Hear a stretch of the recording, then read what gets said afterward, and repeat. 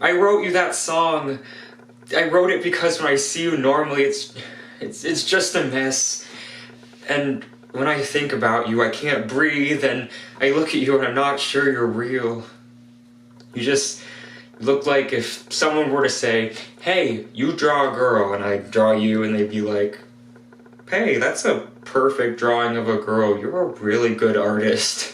And you know, my hands get all shaky when I want to touch you, and you know that great hollow feeling you get in your stomach when you're about to see someone you've been thinking about for days, and then you turn the corner and there they are? And maybe that's how we ended up at the exact same place in the exact same moment, by thinking about it that much. Do you need a ride? Yeah, so anyway, things really started looking up for me because, that's right, I got me a part-time job at the Sizzler! I even made Employee of the Month after I put out that grease fire with my face. You know, everyone was really jealous of me after that. I was getting a lot of attitude. Like this one time, I was in the parking lot trying to remove some excess earwax with a golf pencil, and I see this guy, Marty, trying to carry a big old sofa up the stairs all by himself. So I say, Marty, do you want me to help you? And with that, Marty, he just rolls his eyes and goes, no, I want you to cut off all my arms and legs with a chainsaw.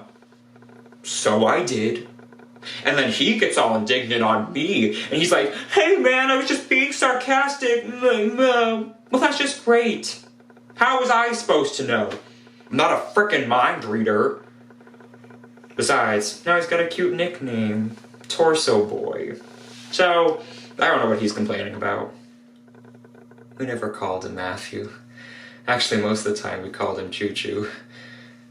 You know, because we used to call him Matthew, and then we just called him Choo Choo, and whenever I think of Matthew, I always think of his incredible beaming smile. I mean, he'd walk in and he'd be like, you know, he'd smile at everyone. Just make you feel great. He would like stare people down in the coffee shop because he always wanted to sit on the end of the seat so he could talk to me while I was working. And if someone was sitting in that seat, he would just sit there and stare at them until they left. And then he would claim his spot. Hi, my name is Jonah, and I'm a nervous peer. You know, like, some people eat whenever they're nervous, or throw up, or even freeze?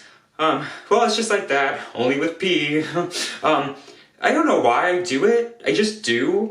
And whenever I'm put on the spot, or something unexpected happens, or someone just straight up scares the piss out of me. Sadly, you all have been staring at me for 5 minutes, and frankly, I can feel it starting to happen. So can someone show me where the bathroom is?